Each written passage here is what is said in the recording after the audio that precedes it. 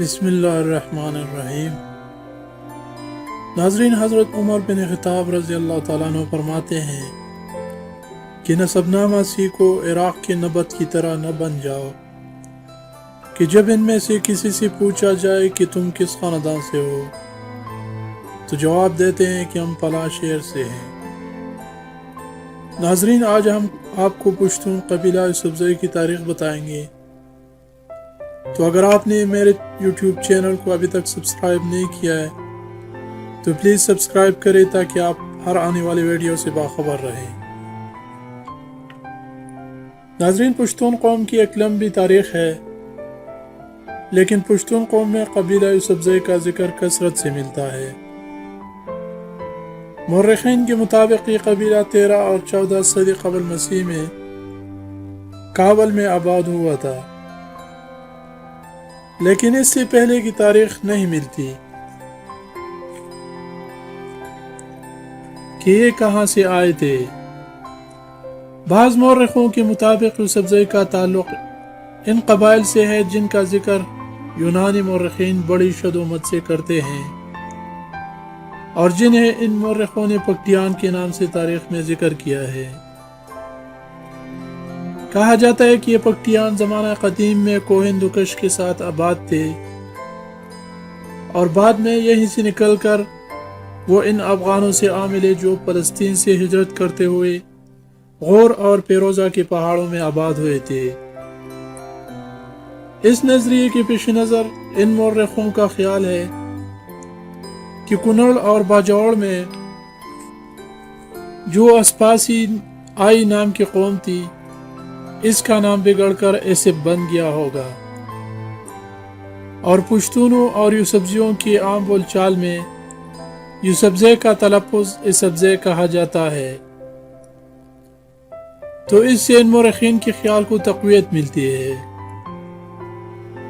لیکن مورخین کی اکثریت کا اس بات پر اتفاق ہے کہ یوسفزئی قبیلے کا نسب سربنی سے شروع ہوتا ہے۔ سربنی، جس کو سربن بھی کہتے ہیں، قیس عبدالرشید کے بڑے بیٹے کا نام تھا۔ قیس عبدالرشید پشتونوں کے جد امجد تھے۔ ناظرین، یوسفزئی قبیلے کی کہانی الغ بیگ کے دور سے شروع ہوتی ہے۔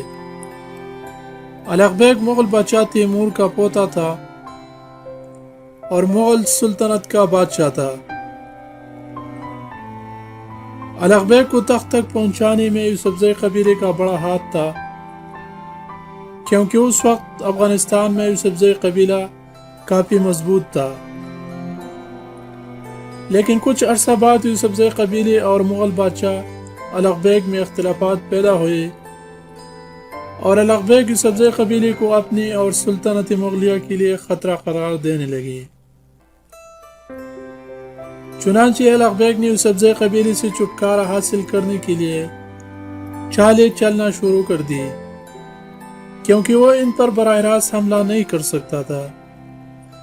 اس کی وجہ یہ تھی کہ ایک تو یوسفزئی قبیلہ بہت طاقتور تھا، اور اگر وہ حملہ کرتا تو افغانستان کے اور قبائل یوسفزئی قبیلے کی مدد کے لیے میدان میں کودتے۔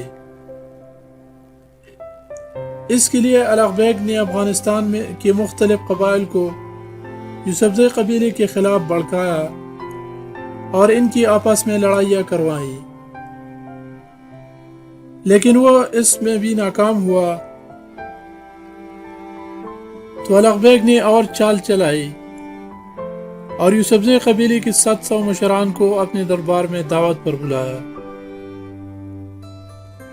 چونکہ پشتون اپنے رسم و روایات کے مطابق کسی طرح عہد چکنی یا اعتبار میں دشمن کو دعوت پر بلا کر مارنے یا تکلیف پہنچانے کی روادار نہیں رکھتی، سو اس لیے یوسفزئی سرداران کو کوئی شک و شبہ نہ ہوا اور اطمینان سے اس دعوت کو قبول کرتے ہوئے اس میں شرکت کے لیے جمع ہوئے۔ لیکن یہ سرداران کے گمان میں بھی نہیں تھا کہ آگے ان کے ساتھ اتنا بڑا دھوکہ ہوگا۔ ادھر دعوت کا آغاز ہونا تھا کہ الغ بیگ کے مسلح سپاہی ان سرداران پر جپٹ پڑے اور ان کو سنبھلنے کا موقع ہی نہیں دیا، اور ایک ایک کر کے سب کو قتل کر دیا۔